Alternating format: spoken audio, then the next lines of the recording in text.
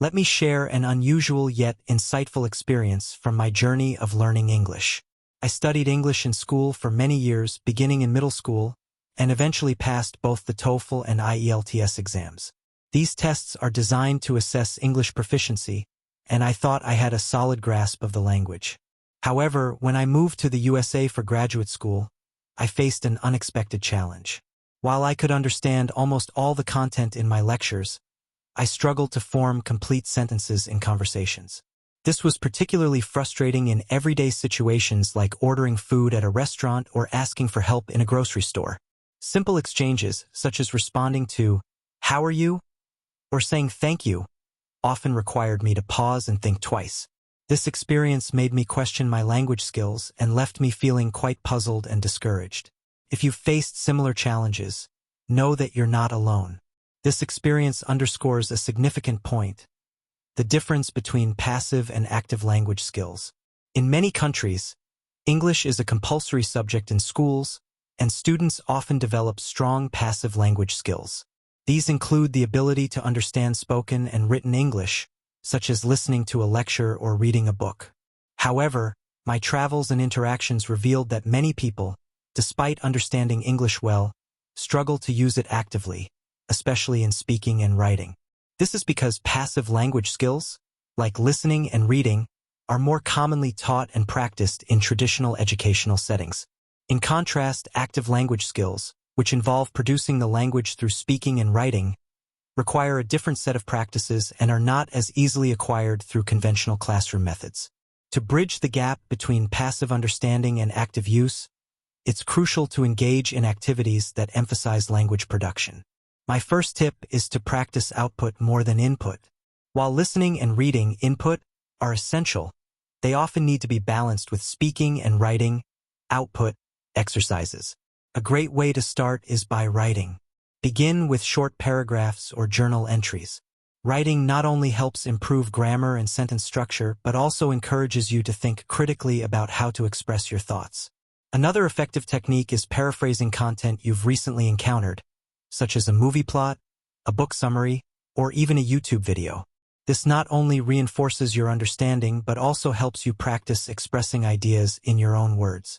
If you're in a situation where you don't have immediate access to English-speaking environments or people, self-talk can be incredibly beneficial. Narrate your day, describe things happening around you, or rephrase what you've read or watched. This practice helps solidify your understanding and makes it easier to recall and use the language when needed. Additionally, creating social media content in English can be a fun and engaging way to practice. You can post about your thoughts, interests, or even daily activities. Recording yourself speaking and then listening to these recordings can also be eye-opening. It allows you to self-assess, identify areas for improvement, and track your progress over time. This method can be particularly liberating as it removes the immediate pressure of a live conversation, giving you the chance to edit and refine your language use. An important realization for me was that language learning doesn't have to be hindered by the strict rules often emphasized in traditional education. While grammar and proper usage are important, they shouldn't become obstacles that prevent you from speaking. Language is a tool for communication, not a rigid set of rules. Children, for instance, learn their native language by immersing themselves in it and using it constantly, not by perfecting grammar first. They focus on conveying their thoughts and ideas, regardless of mistakes. Adopting a similar mindset can be incredibly helpful for adult learners. Embrace the fact that mistakes are part of the learning process. The more you practice and expose yourself to the language, the more natural it will become. This approach not only helps in learning the language but also in developing confidence. Finding a supportive community or group can significantly enhance your language learning experience. Even after moving to an English-speaking country, I initially found it intimidating to converse with native speakers. They often spoke quickly, and I was afraid of making mistakes or not understanding them fully. To overcome this, I found that working with a native tutor who doesn't speak my native language was immensely helpful. This forced me to use English exclusively, improving my speaking and listening skills. Additionally, joining language clubs or groups with other non-native speakers provided a more relaxed environment to practice.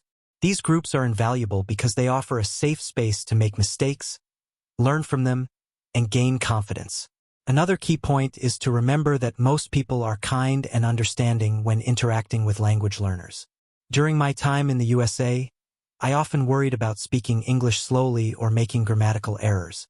However, I found that people were generally patient and encouraging. They appreciated the effort it took to communicate in a second language. Even if someone does make a negative comment, it's important not to take it to heart. Most people are more concerned with the content of your message than with the precision of your grammar.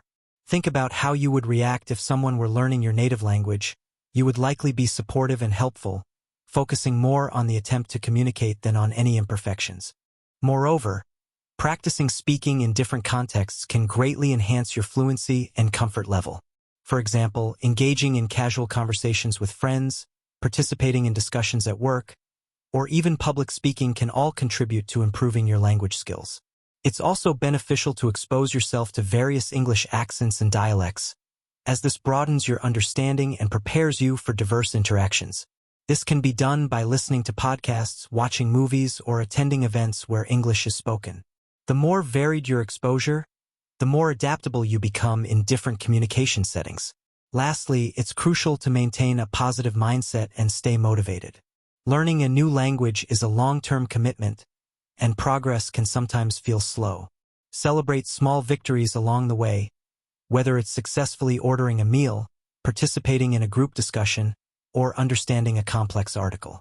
Each step forward is a sign of improvement and should be acknowledged. Surround yourself with positive influences, whether they are supportive friends, inspiring language teachers, or motivational resources. Remember, the ultimate goal is communication. As you continue to practice and immerse yourself in the language, your skills will naturally improve. The more you use English, the more comfortable and fluent you will become, turning the once daunting task of learning a new language into an enjoyable and rewarding experience.